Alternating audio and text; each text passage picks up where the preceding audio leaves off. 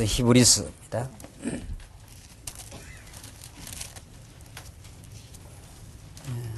우리 하나님 말씀 히브리서 10장 26절 말씀입니다.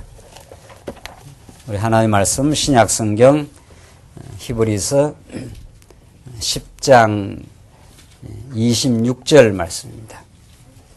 찾으신 줄 알고 봉독 드리겠습니다. 신약성경 히브리서 10장 26절 말씀입니다. 우리가 진리를 아는 지식을 받은 후 짐짓 죄를 범한 적 다시 속죄하는 제사가 없고 오직 무서운 마음으로 심판을 기다리는 것과 대적하는 자를 소멸할 맹렬한 불만 있으리라. 모세의 법을 폐한 자도 두세 정인을 인하여 불쌍히 여김을 받지 못하고 죽었거든 하물며 하나님 아들을 밟고 자기를 거룩하게 한 언약의 피를 부정한 것으로 여기고 은혜의 성령을 욕되게 한 자의 당연히 받을 형벌이 얼마나 더 중하겠느냐.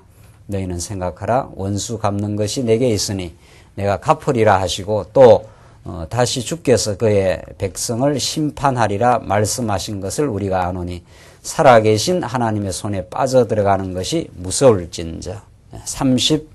31절까지 우선 봉독 드렸습니다. 우리는 지금 히브리서 말씀을 통해서 그 당대 유대주의라고 하는 강력한 그 도전적 세력에 잘 싸워갈 수 있도록 진리의 힘을 공급하시는 이 놀라운 복음 진리를 지금 확인하고 있습니다. 우리가 누차 확인한 대로 유대주의는 2000년 전 그 당시에만 준동하고 세워진 교회를 교란시키려는 비진리의 세력이 아니라는 사실, 오늘날도 얼마든지 어둠의 세력, 적그리스도 세력은 지금 이 땅 위에 횡행하고 있고 진리로 확고하게 무장되어 있지 않은 성도들을 교란시키고 있습니다. 복음이 주는 우리의 기쁨은 참 마음의 평강이요, 마음의 내적인 확신이요, 진지한 자기 성찰이요, 자기가 이 땅에 살아가고 있는 의미에 대한 충만한 그 기쁨입니다. 그런 내면의 확신이 분명한 성도는 자신의 그 전날의 그 죄책감이라든가 자기 허탄한 자기 공로에 병든 탑을 세우려고 하는 그런 삶에서 점점 자유와 해방을 얻게 될 것입니다. 그냥 존재하는 것 자체로 은혜의 섭리 속에 있다는 것에 감동이 있고 내적인 고요한 마음의 평화가 있고 이제 그런 맑은 점점 영혼의 눈을 가지기 때문에 자기가 관계하는 그 사람들을 이용하거나 어떻게 해서 자기 욕망의 대상으로 바라보는 것이 아니라 맑은 눈으로 영혼들을 살피고 그들에게 진정한 도움의 길이 무엇인가를 기도하는 그런 조용하면서도 확신에 찬 그런 삶이 될 것입니다. 그러나 진리로 무장이 되어 있지 않으면은 언제나 세속주의나 오늘 우리가 확인하는 유대주의의 도전 속에 자기 공로에 도취가 되고 자기 공로를 세우느라고 안간 힘을 쓰게 되고 누가 그것을 인정해 주지 않는다고 초조해하고 이런 미숙하고 병든 삶을 살 것입니다. 오늘 우리 히브리서 말씀은 우리가 예수를 믿는다는 것이 얼마나 복되고 얼마나 강건하며 그런 비진리의 유혹에 이제 넘어가지 않고 당당하게 잘 싸워가는 투쟁의 삶을, 건강하고 복된 삶을 살게 하신다는 것을 우리는 지금 확인하고 있습니다. 우리가 지금 살피는 말씀은 예수님의 신분의 우월성을 지나서 사역이 얼마나 우월한가. 예수님의 그 신분 자체가 구약의 아론이라든가 모세라든가 구약의 하나님 쓰시는 종들, 그림자적인 그런 종들과는 비교가 안 될 만큼 우월하다. 그 신분상 우월하다 하는 것이 전반부 내용이었고, 지금 우리가 살피는 내용이 그런 신분상으로만 우월한 것이 아니라 그가 하시는 사역을 봐도 얼마나 그 우월한지 모른다. 구약에는 전부 그 제한적이고 부분적이고 일시적이었다. 구약의 제사장들이 하는 일들은 다 지엽적이고 부분적인 일이었다. 그러나 그것도 이제 중요한 일이다. 이것이 장차 오시는 메시아에 대한 그 그림자적 모형적 사건이었기 때문에 중요했다. 그러나 그런 모든 제한적이고 부분적인 그런 그 계시적 방편을 뛰어넘어서 예수님이 이제 온전하고 영원한 방식으로 찾아오셨다. 이것이 지금 그 히브리서의 그 사역의 포커스입니다. 예수님이 하시는 사역은 그가 하시는 사역은 제한적이라든가 지엽적이라든가 그 일이 부족해서 또다시 예수님이 오셔서 십자가에 죽어야 된다라든가 이렇지 않다 이런 뜻입니다. 예수님이 이 땅에 오신 것은 구약의 모든 그림자적이고 모형적인 사건의 최종적 성취로 왔기 때문에 그가 하시는 사역이 우리들에게는 온전하고 영원한 방식으로 이루어졌다. 그래서 이제는 담대할 이유가 있고 우리가 우리의 정체성에 대해서 그리스도 안에 우리 들어있는 우리의 정체성과 우리 인생의 참된 소중한 가치에 대해서 흔들릴 이유가 없다. 이것이 지금 흔들리고 있는 그 당시에 그 이 수신자들을 향해 주시는 말씀입니다. 우리가 영원한 하나님의 진리, 예수 그리스도 이루어진 하나님의 복되고 온전한 진리에 대한 가치를 우리가 깊이 깨닫지 못할 때 우리는 이 세상에서 이리저리 휘둘리게 되어 있습니다. 워낙 도전이 많은 세상에 우리가 살기 때문에. 그래서 이 수신자들이, 이 편지를 받는 수신자들이 진리 안에서 이렇게 살아가고 진리 안에서 교회를 이루어 살아가다가 지금 굉장히 지쳐 있고 흔들린 상태라는 걸 이제 그 히브리서 기자가 들은 거죠. 그래서 이 히브리서의 톤이 아주 강력하지 않습니까? 아주 강력합니다. 오늘 본문 내용도, 오늘 우리가 읽는 본문 내용도 이런 새 언약의 중보자로 오신 온전한 예수 그리스도를 짓밟는다든가 그 진리를 외면하게 될 때 받는 심판이 얼마나 무서운 줄 아느냐. 이렇게 물론 이 형벌의 그 근본적 대상은 불택자인 거죠. 불택자들이 받게 될 그 형벌의 무서움을 이야기해 주므로 너희는 그럴 이유가 없다. 이걸 이제 대비적으로 가르쳐 주는 겁니다. 자, 이런 본문의 말씀도 잘못 깨달으면은 마치 예수를 믿고 우리가 범죄했을 때 형벌을 받는다. 이렇게 되면은 거의 그건 복음이 아닌 거죠. 예. 이미 영원한 복음. 우리는 여러분과 저는 뭐 지금 예수를 믿고 지금 우리가 성장의 길을 걸어가지만은 이미 창세 전에 하나님의 선택받는 하나님의 자녀이기 때문에 뭐 구원에 대해서는 뭐 말할 것도 없는 거죠. 이 땅에서 하나님께서 그 구원을 얼마나 누리고 하나님을 더 깊이 깨달아가고 우리로 하여금 강건한 신앙인으로 하나님께서 성장시키는 이 광야길을 걷고 있는 것뿐이지 구원의 당락이 우리한테 뭐 지금 우리의 믿음 여하에 따라서 결정된다 이런 건 아니라는 거죠. 그래서 오늘 히브리 본문 말씀은 그 앞에서 나온 내용처럼 굉장히 난해 규절 중에 한 규절이라 하는 걸 기억하면서 이 본문을 보시면 되겠습니다. 그래서 봉독드린 말씀이 새 언약을 배반한 자가 받을 그 심판에 대하여 경고를 합니다. 새 언약을 배반하면 그건 뭐 애누리가 없다 이런 뜻입니다. 심판이다, 형벌이다 이런 뜻입니다. 새 언약으로 오신 예수 그리스도. 그래서 26절 우리가 진리를 아는 지식을 받은 적 짐짓 죄를 범한 적 다시 속죄하는 제사가 없고. 자, 이것은 히브리서 기자가 강력한 경고를 하기 위해서 또 예수를 짐짓이라는 아주 의도적으로 거부하는 이런 불택자들을 이제 설정하고 지금 택한 백성들, 예수 믿는 사람들을 이제 이게 깨우쳐 가고 있는 중이죠. 왜냐하면 지금 예수 믿는 사람들이 예수 믿는 그 기쁨이 영원한 이미 성취로 오신 예수 그리스도 사건이 우리 인생의 모든 그 결론과 결국을 다 이루어 줬는 건데 현실의 어려움과 도전 속에서 막 흔들리면서 신앙의 본질을 지금 훼손하고 있는 신앙의 본질에서 빗나가고 있는 그런 수신자들을 향하여 주시는 말씀이기 때문에 그렇습니다. 우리의 신앙이 이 세상의 어떤 거하고도 비교할 수 없다. 이 땅에서 우리의 믿음의 선진들이 어떤 대가 지불을 하고 심지어는 죽기도 하고 구약의 성도들이 예수 여호와 신앙 때문에 그러는 것과 비교되지 않은 세상 무엇과도 세상의 지위와 세상의 명예와 세상의 권력과 그 서푼하지 되지 않는 세상 것들과는 비교 안 되는 영원한 가치를 너희가 받았는데 지금 그 신앙의 진수와 가치를 자꾸 이제 잊어버리고, 왜냐하면 삶이 고통과 시련이 많다 보니까 그런 걸 잊어버리고 지쳐있는 성도들에게 주시는 말씀이기 때문에 그러하다는 거죠. 그래서 지금 이걸 굉장히 그 톤이 강합니다. 이 본문 말씀은 톤이 굉장히 강하고, 잠들고 있고, 지쳐서 세상과 타협하고 있고, 그래도 세상이 좋지 않느냐, 예수 믿는 게 뭐 그래 대단한 거냐, 이런 그 망발과 어리석음을 겪고 있는 그 당대 수신자들, 그리고 여러분과 저에게도 그런 거죠. 자, 이 본문의 말씀이 그 당시에만 주어진 게 아니라는 거죠. 우리에게 주어져 있는 그 은혜가 얼마나 큰가, 이것을 아주 강력한 방식으로 되살리고 있는 거죠. 그래서 우리가 진리를 아는 지식을 받은 후 짐짓 죄를 범한 적 다시 속죄하는 제사가 없고, 이때 짐짓 죄를 범한 적 하면 예수 그리스도를 거부한 적, 이런 뜻입니다. 네. 이건 택한 백성은 이룰 수가 없는 거지요. 택한 백성은 그것을 상실하거나 잊어버리는 건 있어도 짐짓 그렇게 할 수는 없단 말이죠.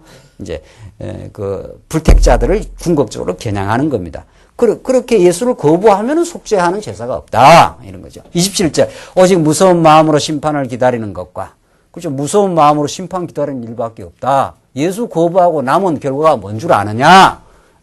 이 땅에서 천하 없는 호요식을 하고 해도 그것은 잠시일 뿐이고, 남은 것은 예수를 만약 거부했다 하면은 예수를 부정한 삶의 결과는 무서운 마음으로 심판 기다리는 것밖에 없다. 불구덩이에 영혼이 들어가는 길밖에 없다, 이런 거죠.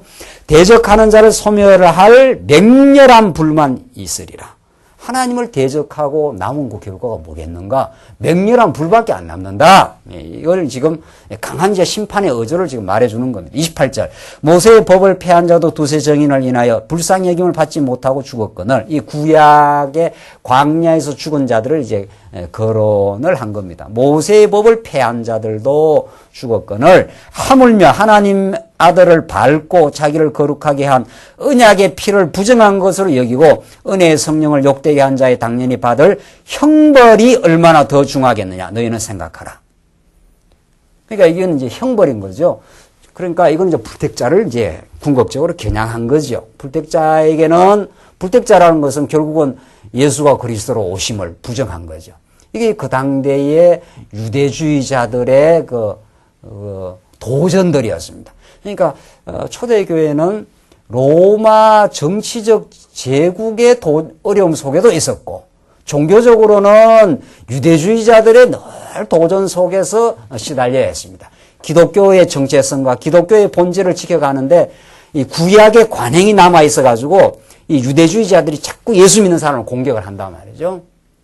그래서 지금 그들이 받을 형벌이 얼마나 더 중하겠느냐. 그들은 받을 게 형벌밖에 없다.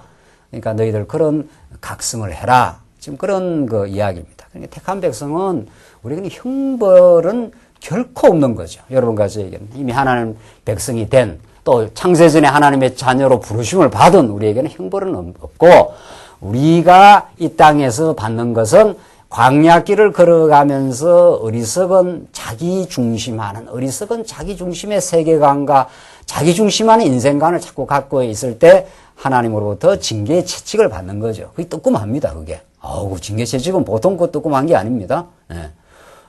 그러니까 형벌은 아니지만은 징계 채찍이 왔을 때 빨리 하나님 앞에 무릎을 꿇고 지나온 삶의 어리석음을 하나님 앞에 인정을 하고, 그거 중요한 거죠. 그건 굉장히 중요한 거예요.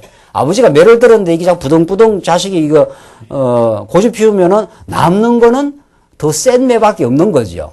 아버지가 포기를 안 합니다, 절대로. 아버지는 자식을 절대로 포기하지 않죠. 그래서 이거 사람 만들어야 되겠다, 이렇게 만들게 되면 버둥버둥 되면 이제 매가 점점 세지는 것뿐이, 결국은 맞고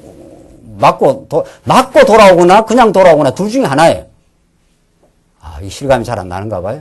여러분과 저는 맞고 돌아오거나, 아니죠. 세게 맞고 돌아오거나 조금 맞고 돌아오거나 둘 중에 하나예요. 하나님께서 지혜를 주시면은 조금 맞고 빨리 엎드러져 갖고, 아이고 하나님, 내가 하나님 인정을 안 하고 살았네요. 내 고집대로 살다 보니 이렇게 힘들었네요. 내 고집대로 안 살다 보니 여러 옆에 사람도 힘들게 내가 했네요. 빨리빨리 인정하면은 말이 빨리가 아닌데, 이것도 뭐 빨리가 되나요? 그게 뭐, 그렇게 깨달음이 오면은, 인정하면은, 매가 끝나는 거고, 그게 고집이 자꾸 길면은 세게 맞습니다.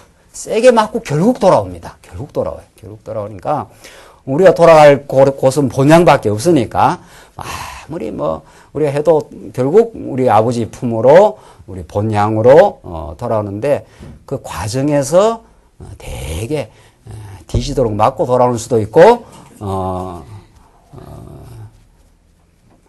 이게 또 상처가 되겠네요.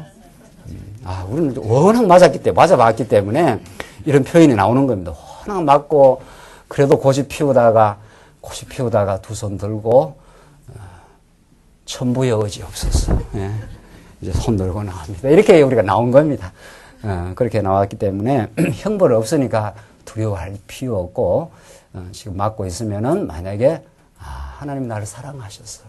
나를 정말 사랑하시기 때문에 내가 바른 인생 되게 하시려고 주 앞에 범사를 인정하고 마음에 참된 평화와 기쁨을 얻게 살려고 이 고집불통인 우리 인생을 하나님께서 이렇게 다듬어 주신다. 이렇게 생각하면 틀림없습니다. 그래서 3절 보시면 원수 갚는 것이 내게 있으니, 자, 이제 이 불택자들의 준동과 유대주의자들의 이 도전을 하나님이 아시는 거죠. 알 뿐 아니라 하나님이 작정해 놓은 거죠. 언약 백성을 위하여. 그렇죠? 하나님이 대적들이 자꾸 세다는 건 언약 백성이 하나님을 의지하지 않으면 안 된다. 이런 상황이란 말이죠. 우리가 대적이 안 세면 우리가 하나님을 의지하는 그 강도가 절실함이 크게 세지 않습니다. 절실함이 그렇게 절실해지지 않아요. 틀림없는 거예요. 그래서 하나님 유대주의자를 둔 것은 유대주의자들이 막 도전을 하고 이 교회를 아주 근본에서 흔들어 놓기 때문에 이 당시 초대교회 성도들은 하나님 말씀을 의지 안 하면 못 살게 돼 있어요. 그리고 저 원수들을 하나님이 갚아주시옵소서. 이렇게 하나님 앞에 바짝바짝 하나님 앞으로 무릎을 꿇고 나아가는, 그래서 두 손을 들고 주 앞에 범사를 인정하는 그런 삶으로 하나님이 인도해 가신 거지요. 그래서 원수 갚는 것이 내게 있으니, 이게 왜 굉장한 위로 아닙니까? 정말 큰 위로입니다. 우리가 많이 시달리기도 하고 쏟기도 하고 적그리스도 어둠의 세력에 우리가 넘어가기도 하고 이러면서 고통을 치를 때가 많았는데, 지금도 남아있는 것이 들어있는데 원수 갚는 것이 내게 있으니, 하나님이 우리의 편이 되어 주셔서 하나님이 결국은 그 원수 편이 아니라는 거예요. 우리를 도전하고 우리를 괴롭히는 로마의 제국이라든가 적그리스도라든가 유대주의자라든가, 하나님은 그들의 편이 아니라 여러분과 저의 편이 되어 주셔서 결국은 우리를 그 도전의 틈바구니 속에서 결국 지켜가시고 우리가 깨닫게 하시려고 하나님이 그런 어려움을 주셨을 뿐이다. 그래서 잘 견뎌라. 지금 그 말이 뒤에 나옵니다. 그래서 내가 갚으리라 하시고, 이거 얼마나 정말 소망적입니까? 하나님이 갚아주신다는 거예요. 하시고, 또 다시 주께서 그의 백성을 심판하리라 말씀하신 것을 우리가 아노니, 살아계신 하나님의 손에 빠져 들어가는 것이 무서울진저. 살아계신 하나님의 손에서 쏙 빠지는 거, 그게 저주다 말입니다. 그게 저주. 그러니까 그런 너의 삶을 살지 마. 지금 도전이 왔다고 삶이 힘들다고 예수를 그리스도로 부정하겠느냐? 그럴수록 예수는 살아계신 왕이시다. 아무리 도전이 와도 그 원수를 내가 결국 갚아주고 너희들은 마침내 최종 승리를 보장하고 하나님이 지금 연단할 뿐이다. 그 하나님 잊지 말고 그 하나님 안에서 새로운 소망을 가지고 잘 인내해 나갈 것을 지금 격려해 주는 말씀입니다. 살아계신 하나님의 손에서 빠져나간다는 건 그게 형벌이고 저주다. 그러나 우리 언약 백성은 하나님의 손에서 빠져나가지 않도록 하나님이 신실하시다. 이런 뜻입니다. 불택자는 빠져나가도록 그냥 놔둬버린다. 교회 썩 왔다고도 불택자는 결국은 예수를 못 믿어요. 그러나 하나님 택한 백성은 지금 세상에서 방황을 해도, 지금 오늘 이렇게 교회를 안 나왔다 칩시다. 우리 가운데, 언약 백성 가운데. 지금 안 나와도, 지금 안 나오는 성도, 지금 안 나오는 자녀가 있으면 우리가 얼마나 마음이 안타깝고 합니까?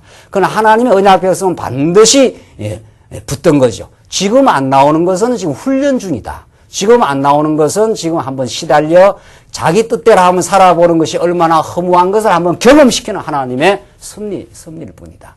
그걸 우리가 믿고 그 하나님을 의지하고 그 하나님의 경륜과 깊으신 뜻을 바라보면서 오늘 우리의 삶을 경주하고 전진하다 보면 하나님이 때가 되면 다 불러주시고 때가 되면 다 연단 속에서 다시 하나님이 백성은 찾아주신다. 이건 우리 삶 속에서 우리가 이렇게 교회 생활하다 보면 많이 느낍니다. 지금 이렇게 안 나오는 성도들 있지 않나요?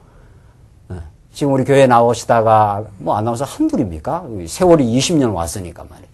그러니까 지금 한 10여 년을 안 나오는 성도가 있어요. 그러니까 늘 저는 이렇게 연말이 아니라도 어떨 때는 전화번호부 이래 쭉 보면 뭐 10년 동안 안 나온 사람이 있어요. 그러다가도 돌아오는 사람도 있어요. 한 매년 안 보이다가 하나님이 다 이거 훈련시키고 있는 중이니까 그 하나님의 시간표를 우리가 못 만듭니다. 그 하나님이 쫙쫙 하는 시간표가 있어요. 쫙쫙 진행되는. 그래서 하나님이 하시옵소서. 그리고 그를 위해서 기도하고 우리가 변하고 있고 우리가 새롭게 성장하고 있고 우리가 새롭게 받아들일 각오를 하고 있고 이러면 하나님께 다 역사를 하셔요. 우리의 자녀들, 우리의 성도들 말이죠. 그러니까 하나님의 손에서 빠져나갈 언약 백성은 빠져나갈 수가 없어요. 불택자가 빠져나가는 거지. 불택자가. 자, 이런 이제 불택자를 향한 강한 형벌의 경고를 주면서 택한 백성 너희들이 의로워서 지금 이렇게 예수 믿는 거 아니야. 너희도 행위로만 따지면은 하나님의 무서운 진노를 받아 마땅해. 이런 거 말씀입니다. 그렇죠? 이런 거 제가 의로워서 이 자리에 있는 게 아니지 않습니까? 지금 뭐 안 믿는 사람보다 우리가 더 나은 바가 있어서 이렇게 은혜를 경험하는 게 아닙니다. 그렇다면 은혜가 아니란 말이죠. 그래서 우리는 참 하나님 앞에서 우리가 얼마나 죄인이었다는 사실, 우리가 큰 은혜를 받고 지금 산다는 사실, 이게 우리를 늘 감동하게 하는 거예요. 오늘 이렇게 왔다는 것 자체가 은혜 사건이에요. 지금 뭐 들리는 뭐 말할 것도 없고, 지금 말씀이 들리는 건 말할 것도 없고 말이죠. 우리가 언제 하나님 앞에 경배를 했고 하나님 앞에 충성을 했냐 말이죠. 한 일이라고는 죄밖에 안 짓는데 말이죠. 우리가 예수를 믿고 나서도 우리가 내 중심으로 예수를 이용하기도 하고 한때가 한두 번이냐 말이죠. 그런데도 하나님의 한결같고 하나님이 2000년 전에 예수님의 십자가 사건을 통해서 이미 영원한 제사를 드려주셨고 그런 분이 계신 거예요. 그분이 늘 돌아오기를 기다리고 늘 우리를 요청하고 있고 초청하고 있는 분, 그런 분이 있어요.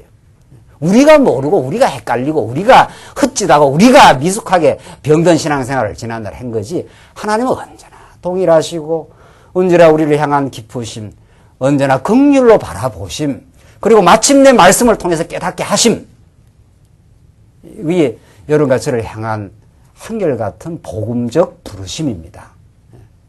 그 하나님의 시간표에 딱 지금 들리는 사람이 있고 지금도 안 들리는 분도 있을 수도 있고 내일 저 모레 다시 들리는 성도가 있는 거죠. 우리가 조정을 못한다는 거죠. 하나님의 경륜과 자비하심이 언제나 한결같습니다. 죄 많았던 우리 인생들에게. 그래서 우리가 이 자리에 있는 것이 복음의 은혜를 받고 있는 자리라. 그럼 그걸 깨닫고 나면 감사와 기쁨이 왜 은혜냐 이렇게 되는 거죠. 우리가. 뭐 일이 잘 안 된다. 왜 내 뜻대로 안 되냐. 내 뜻대로 돼야 될 건데 미래가 염려돼. 그 전부 예수를 잃어버린 거 아니에요. 예수를. 오늘 이 본문의 말씀은 예수와 상관없는 자들에게 형벌이고 여러분과 저는 예수를 잊어버리면 그렇게 되는 거죠. 하나님은 우리를 잊지는 않는데 우리가 이제 잊어버릴 때는 염려, 불안, 탐욕, 오늘 우리가 이렇게 건강하고 아침 식사한 거, 이게 다 놀라운 은혜입니다. 큰 은혜입니다. 정말. 어제는 우리 박 집사님 우리 자녀 결혼식 가서 먹을 게 너무 많아. 미에 터졌어. 이거 뭐라 표현했냐. 막 접시로 3번, 4번, 5번 먹고 막 걸걸하고 말이야. 그래도 현대인들은 만족이 없습니다. 현대인들은 그래도 만족이 없습니다. 먹을 것이 없어 지금 뭐 만족이 없는 게 아닙니다. 현대사회에. 뭐 입을 것이 없어서 우리가 지금 뭐 만족이 없습니까? 하나님을 잊어버려서 만족이 없는. 하나님 생각나고 그가 십자가의 죽으심과 영원한 속죄를 이루어 주심, 내 존재 자체를 그냥 받아주심, 너는 내가 세상에서 가장 소중한 자라고 늘 말씀해서 가르쳐 주심. 뭐 더 이상 뭘 원합니까, 우리가? 우리도 행위대로 말하면 형벌받아 마땅한 우리 인생들. 얼마나 하나님을 대적하고 하나님 잘에 탐을 내고 불평과 원망이 많았던 우리 인생들. 뭐 우리가 뭐 볼 게 뭐 있습니까? 하나님 앞에서. 옛날에 우리 모습. 그러나 하나님 우리를 다 덮어주심. 우리의 있는 모습 그대로를 탓하지 않습니다. 다 받아주심. 그게 우리 하나님의 사랑이었다. 32절 보시면은 32절로 34절 전날의 인내는 영구한 산업이 있는 줄 알기 때문이라. 인내는 영구한 산업이 있기 때문에 인내가 가능했다. 참 이게 정말. 그러니까 소망 없는 인내라는 게 가능하지 않습니다. 그러니까 불교에서는 자꾸 오래 참으라, 인내해라, 인내해라. 인내가 인생의 진정한 가치다. 그 모든 세계 종교라고 말하는 종교에서는 그 인내의 가치를 얼마나 강조하는지 모릅니다. 이 무속 종교가 아닌 제대로 뭐 종교라고 이름 있는 종교들은 다 인생 자체가 고해받아요. 인내라. 이렇게 가르칩니다. 그러나 기독교에서 가르치는 인내하고 이방 종교에서 가르치는 인내하고 하늘과 땅이 다릅니다. 그러니까 인내하려니까 막 자기를 수련을 해야 돼. 막 석 달씩 막 들어가고 막 화두를 붙들고 막 자기의 욕망을 없애려고 막 인내를 해야 돼. 그런 인내 아니에요. 그 고행 아니에요. 고행. 기독교는 고행의 종교가 아니에요. 기독교는 소망의 종교라. 이 땅에 내 모든 것이 없어진다 해도 더 낫고 영구한 산업이 우리에게 있습니다. 내가 이 땅에 병들어 죽어버린다 하더라도 다시는 병들지 않는, 다시는 아픔이 없는 영원한 천국이 하나님의 약속대로 기다리고 있습니다. 그거 소망이 인내를 합니다. 그러니까 그 인내의 과정 자체가 자기의 어떤 수련과 자기의 단련을 막 자기가 이렇게 인내해냈다. 그러니까 불교 고승 중에는 막 몇 년을 나오지도 않고 그렇게 인내해갖고 막 자기의 공력을 높이는 사람들 있지 않아요? 자기 공력이에요. 우리는 그런 게 아니에요. 우리는 하나님의 말씀을 듣고 말씀이 주는 소망과 그 기쁨과 그 영원한 천국에 대한 확실한 실제, 그게 확실한 거예요. 보이지 않는 게 확실한 거예요. 오히려 우리는 예수를 믿고 나면 이 보이는 거에 잠깐 지나가는 거 아닙니까? 어떤 게 진짜냐 말이지. 우리는 보이지 않는 게 진짜. 우리 눈에는 보이지 않는 게 진짜예요. 이게 지금 히브리서가 말하는 영원한 기업이에요. 영원한 기업. 예수님이 십자가에 죽으신 건 실제 사건이에요. 그게 무슨 가짜가 아니에요. 그가 죽고 살아났기 때문에 하늘 보좌로 갔기 때문에 하늘에서 지금 우리를 통치하고 계셔요. 그건 실제 사건이에요. 우리 눈에 안 보이니까 현대인들은 이 현대 자연과학적 세계관에서 실제로 검증하고 실제로 눈에 봐야 있대요. 천만의 말씀이에요. 천만의 말씀 정말. 우주가 그럼 어떻게 생겼는가? 처음 생길 때. 이래 보이는 우주가 안 보이는 데서 나왔습니다. 이게 우리 눈에는. 그래서 우리는 참으로 영원한 소망을 말씀 속에서 깨달아가면서 우리가 새로운 부활의 인을, 영원한 부활의 인을 입을 것을 소망하면서 다시는 눈물과 고통이 없는 그 나라를 소망하면서 지금 인내를 경주하라 이런 뜻입니다. 그렇죠? 그러니까 예수 믿는다는 건 영원한 진리에 대한 깨달음이 없어. 그 예수 믿는 게 아니지요. 그러니까 영원한 그 창세전의 아름다운 가치 이런 성경을 안 가르치면 전부 예수 믿는 게 이 땅에서 내 잘 먹고 내 잘 살기 위한 거예요. 문제 해결용 예수예요. 문제 해결용 예수. 내 문제가 생기고 빨리 해결해 달라 이거죠. 하나님은 문제를 주시고 문제를 빨리 해결해 주는 게 아니라 문제와 안고 살게 하십니다. 그걸 가시라 그러지 않습니까? 사도 바울이 그 가시 때문에 몇 분이나 기도했습니까? 네? 3분이나 기도하니까 하나님의 응답이 어떻게 떨어졌습니까? 내 은혜가 네게 족한 줄 알고 살아라. 으악 그걸 깨달은 거예요. 막 내달리가 기도하고 하다가 바울이 아하 이거 가시하고 더불어 살아라 했구나. 이것 때문에 내가 연약함을 알고 그래서 내가 자고하지 않게 되고 그래서 하나님 앞에 그 연약함 때문에 그리스도의 강함을 늘 경험할 수 있는 자리가 되었다. 이런 뜻입니다. 우리의 삶의 가시와 삶의 내가 해결할 수 없는 어려움들 그것이 있었기 때문에 여러분과 제가 이 자리에 온 겁니다. 그게 인내.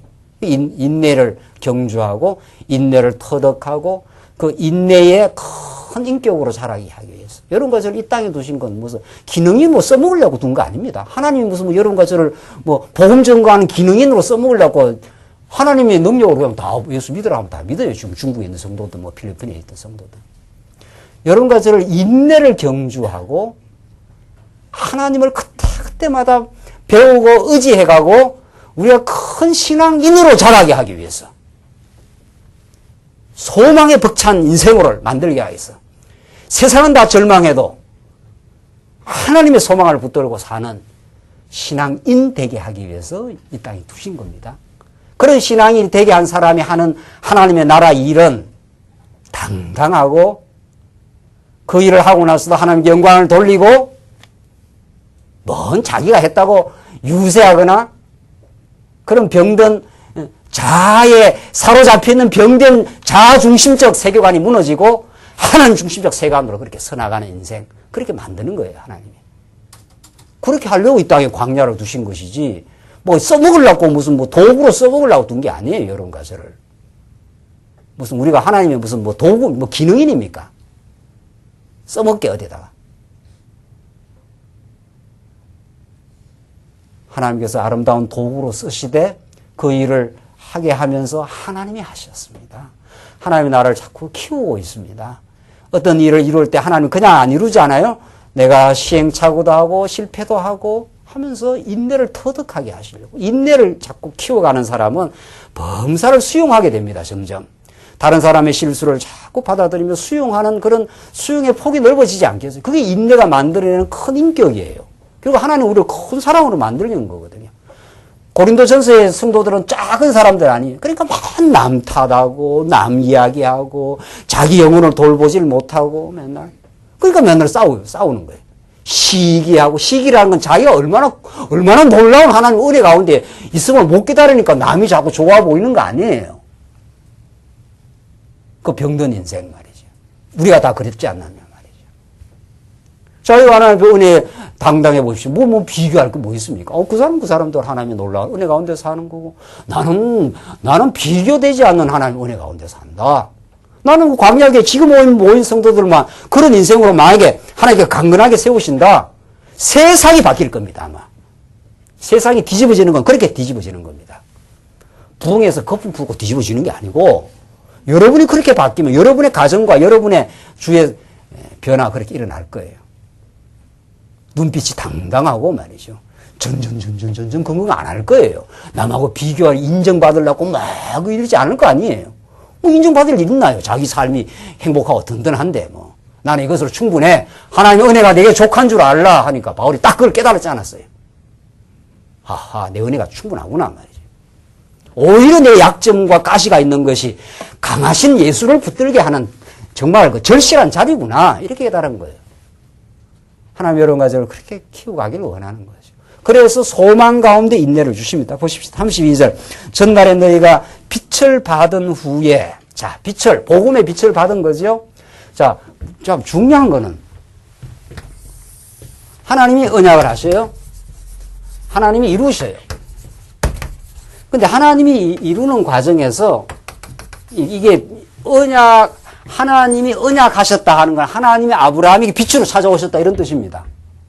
아브라함은 완전히 캄캄한 어둠이었습니다. 갈대아우로 해서.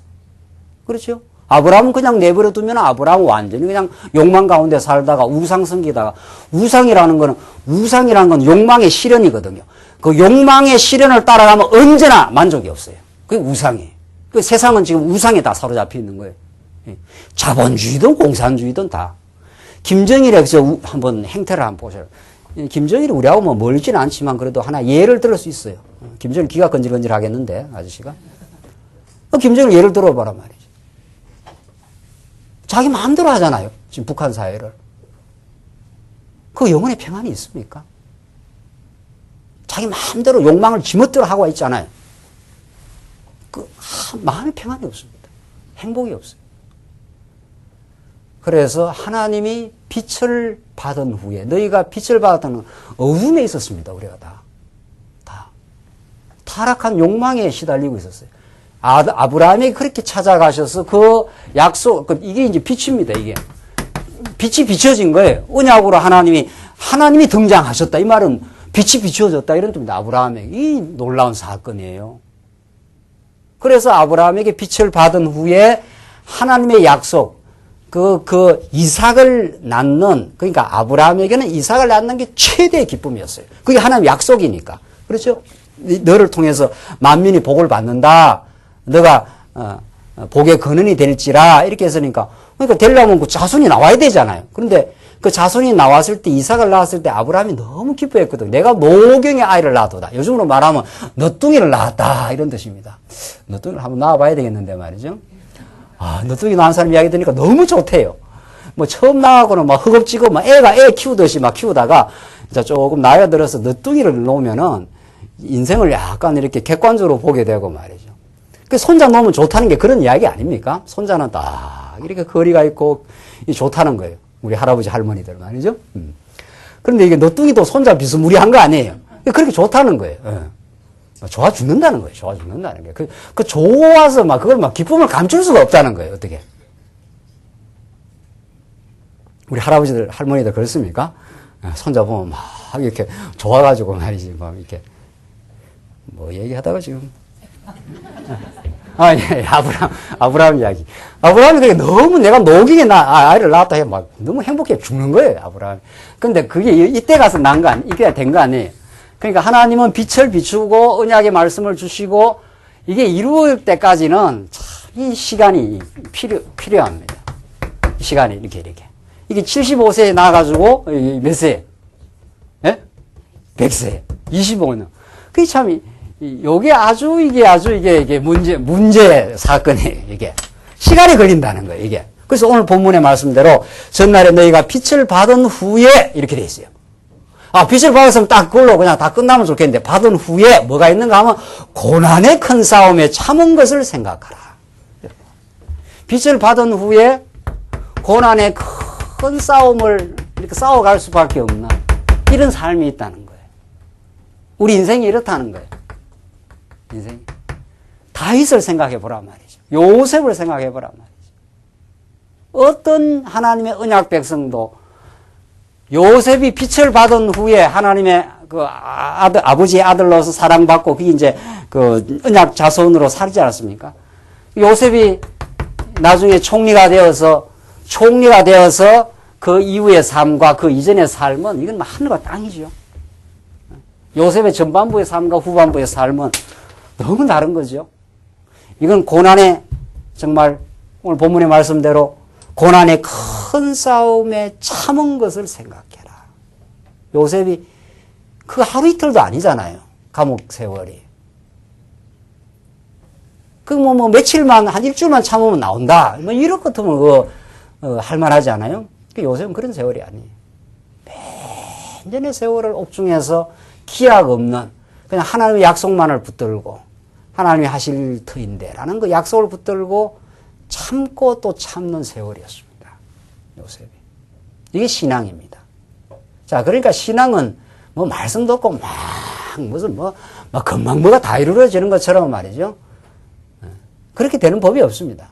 말씀 듣고 소망을 가지고 참된 인생관을 가지고 내가 사는 삶의 이유와 목적을 이제 터득하고 그 다음 겪어가는 것은 고난의 긴 세월의 싸움이 있는 거죠. 이걸 누가 여기서 이렇게 뛰어넘는 사람이 있냐 말이에요. 세상에. 그런 사람 없어요. 그렇게 하나님의 섭리를 안 합니다. 섭리를. 그럼 포기해요. 아예. 포기하시라고요. 그걸. 내가 말씀 듣고 나서 확 그냥 천사처럼 되었다. 이런 법은 없어요. 듣고부터 고난이 계속.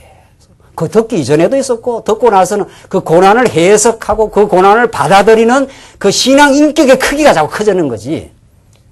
전에는 동일한 고난이 있었지만, 이 동일한 고난이 있다 치더라. 여기서는 그걸 받아들이기가 힘들고, 그걸 괴로워하고, 그 고난이 올 때 남의 탓을 하고, 원망을 하고, 당신 때문에 내가 이렇게 힘들다는 식의 자꾸 이야기가 많았다면, 하나님이 이루고 나면은, 달라져요.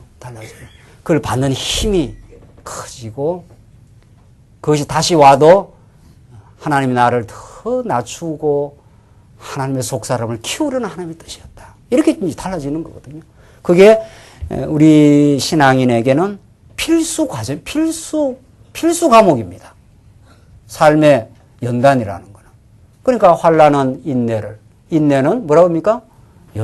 연단은 어떻게 해요? 소망을 낳으리라. 그렇게 했단 말이죠. 그래서 고난의 큰 싸움에 참은 것을 생각하라. 너희가 전에 잘 고난 가운데 이 초대교회 성도들은 이리저리 쫓겨다니고 동굴로 그냥 파고 들어가고 다 그렇게 했지 않습니까? 초대교회. 그러니까 이 수신자들이 그런 거예요. 또 33절 혹 비방과 환난으로서 사람에게 구경거리가 되고, 와, 이건 정말 힘든 겁니다. 정말. 다른 사람으로부터 막 비방을 받는 거, 이게 견디기 어려운 거 아니에요. 그렇죠? 비방도 받고 환난을 받고 사람들이 구경거리가 되고 말이죠. 혹 이런 형편에 있는 자들로 사귀는 자 되었으니, 이런 형편에 있는 자들로 사귀는 자. 그러니까 비방과 환난 속에서 같은 처지에 있는 사람들과 오히려 사귀는 그런 삶을 살아갈 수밖에 없는 그런 형편을 하나님께서 주셨다는 거죠. 34절 너희가 갇힌 자를 동정하고. 자, 이렇게 환난과 비방 속에서 하나님이 인내를 경주하고 단련을 자꾸 시켜나가면서 오히려 이제 터득된 신앙 인격의 향기가 나온다는 거죠.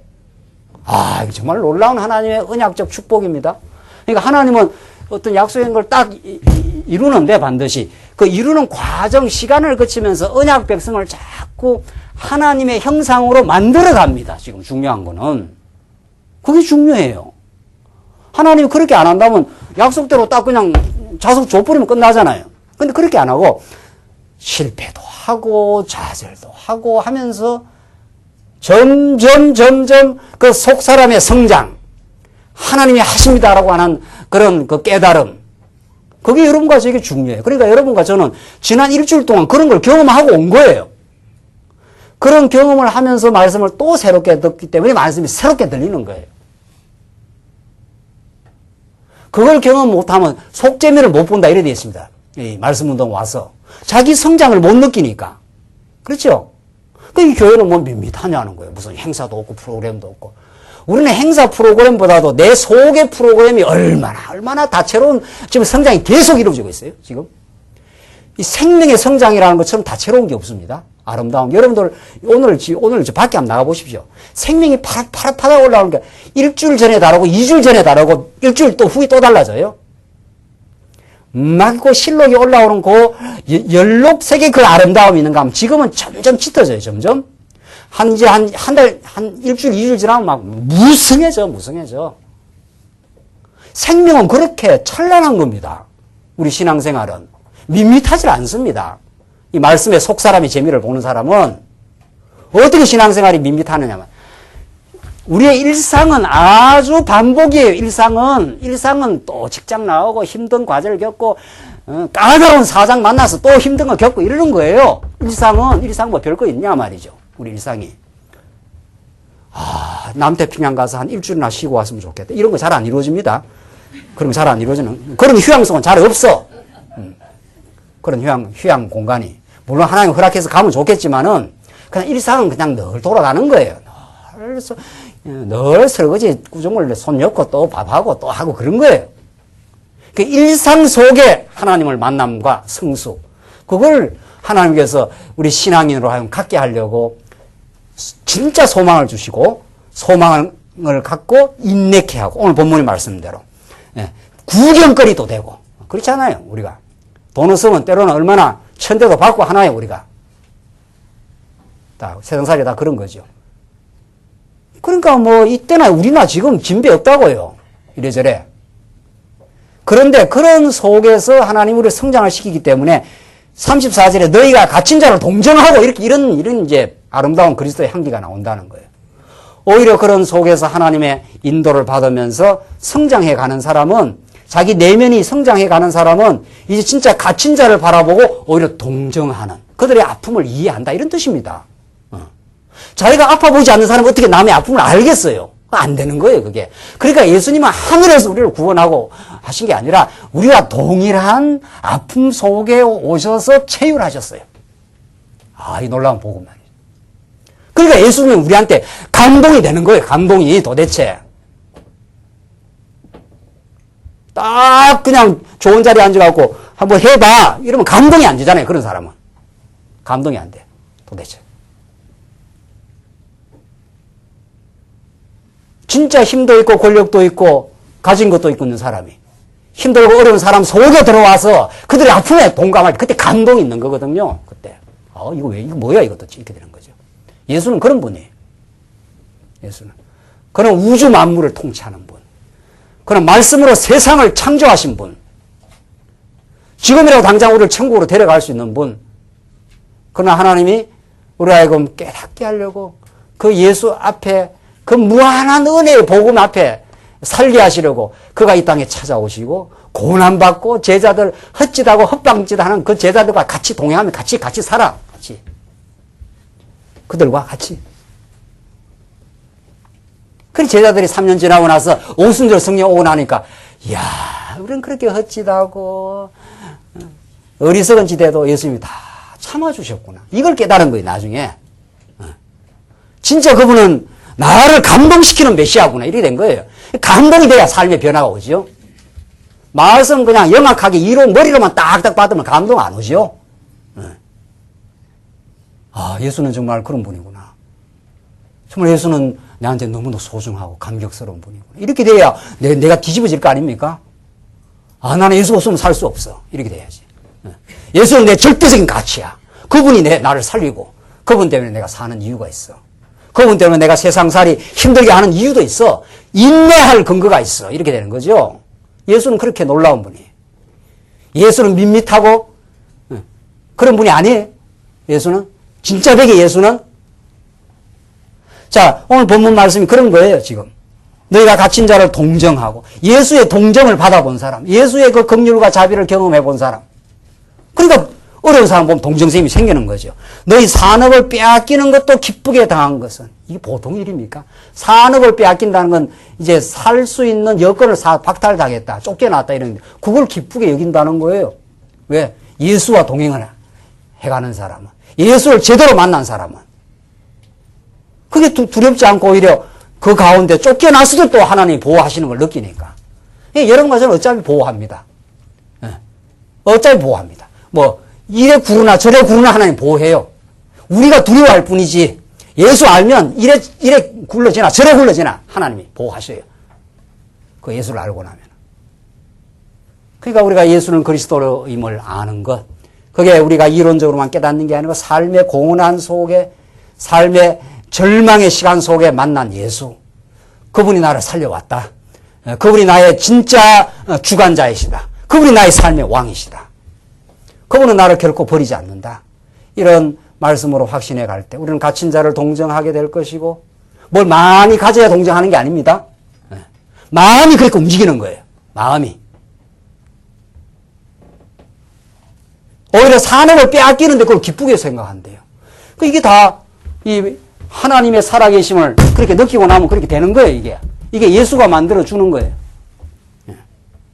이 소망이 있는 자, 그 어려움을 견디는 힘이 있고, 오늘 본문 마지막에 한 것은 더 낫고 영구한 산업이 있는 줄 알미라. 소망이 있기 때문에 그렇다. 소망이 있기 때문에 견뎌내고, 오히려 소망이 있기 때문에 오히려 그 각박한 현실 속에서도 다른 사람을 생각하는 마음의 여유가 생긴다는 거예요. 중요한 건 마음이에요. 중요한 거는. 아무리 여건이 좋아도 마음이 안 움직이면 안 되는 거거든요. 현실은 각박하고, 지금 마게도냐 성도들이 뭐 여유가 좋아서 많은 연보를 했다. 그렇게 성경이 안 돼 있어요. 그들은. 극한 가난 가운데서 그들이 많은 연보를 했다. 그렇게 나오잖아요. 풍성한 연보를 했다고. 이 정말 놀라운 겁니다. 세상이 가르쳐 주지 않는 진리입니다. 왜? 이건 하늘에서 내려온 진리요. 여러분과 저를 무엇과도 바꾸지 않는다는 하나님의 살아계심이요. 그가 우리를 지금 동행하고 있음이에요. 그런 신령한 가치. 그게 우리의 절대적이고 불변한 가치입니다. 그 가치를 깨달으면 그 가치대로 삽니다. 사랑하는 성도입니다. 그 가치를 깨달으면 가치대로 살아요. 예수가 좋아하신 대로 하고 싶고, 예수가 고난받으라면 그것도 당연한 일이고, 그 가치를 따라 살지 않겠나요? 그래서 소망이 있는 자에게 그런 인내와 오히려 구경거리가 되는 것과 자기 사명을 빼앗기는 것도 기쁘게 받아봅니다. 네. 이게 시간의 연단을 거쳐서 점점 하나님을 가슴에 안고 예수 그리스도를 주인으로 모시고 진짜 그 앞에 옛사람을 십자가에 못 박아버리고 예수 안에서 새로운 가치관을 가진 자, 이제 범사에 하나님께 감사하고 지나온 삶 은혜의 손길이었습니다. 지금까지 하나님 나를 살린 것은 하나님의 손길이었습니다. 지금도 먹고 마실 여건이 있어서 감사합니다. 아직도 불평불만하였던 옛 병든 인생의 잘못된 생각을 잠재워 주시옵소서. 이제 내게 주신 거 하루하루 감사하고 열심히 살아가겠습니다. 이렇게 사는 사람에게 두려움이 있겠느냐 말이죠.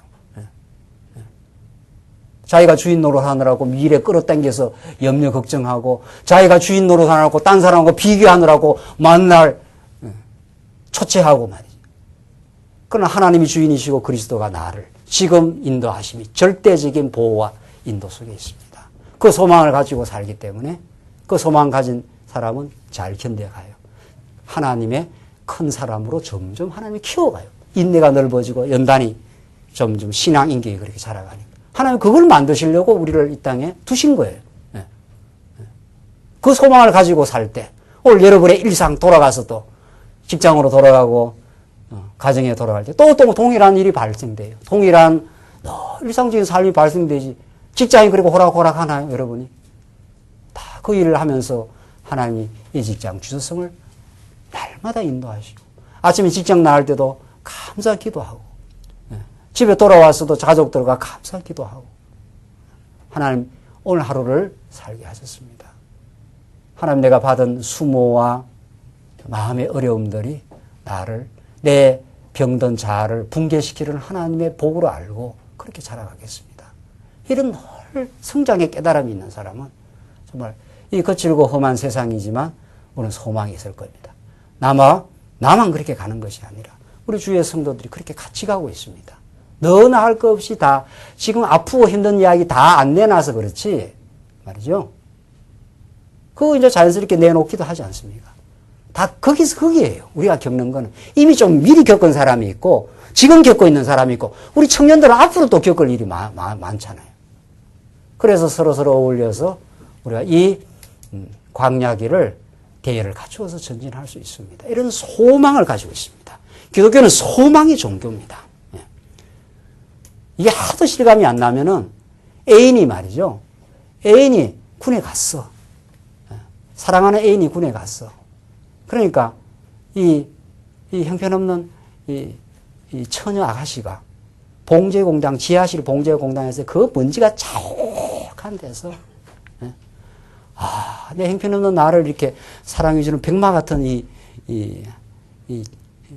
뭡니까? 총각 남자친구가 있으니까 봉제공장에서 3년을, 요즘은 군대도 2년도 안 되더라고. 이게 내년이면 돌아와. 빨리 돌아와. 너무. 3년, 작년, 옛날에는 3년을 봉제공장 그 먼지가 팍팍 나는 데서 그 사람 사는 동네가 아니거든요. 60년대 이럴 때 말이죠. 그 속에서도 안 지치고 삽니다. 3년 있으면 내 사랑하는 애인이 돌아오고야만 합니다. 안 지칩니다. 오히려 어려움이 더 좋은 겁니다. 이 놀라운 기쁨. 오히려 여건이 그냥 좋아서 그냥 애인이 만약에 3년에다 돌아온다 하면 별로 간절하지 않죠? 그렇죠? 근데 어려워. 봉제 공장에서 먼지 팍팍 나는 데서 직장 생활을 해야 되는 이제 3년만 기다리면 그러니까 어려움 속에 더 3년 있다 돌아올 그 애인의 얼굴이 어때요? 더 그리워지고 더 소망이 되고 더 그렇겠죠? 네? 그렇겠죠?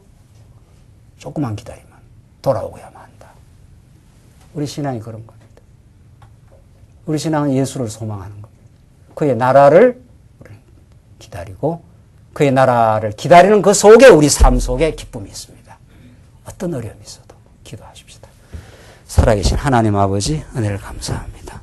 오늘 히브리서의 이 영원한 속죄를 통한 그리스도의 사역이 얼마나 놀랍고 위대한지 우리 오늘 살아계셔서 지금도 우리에게 그 용서와 사랑을 베풀어 주시고 이 고난의 길을 이 광야 길을 한 걸음 한 걸음 걸어가면서 우리의 소망이 되어 주셔서 감사합니다.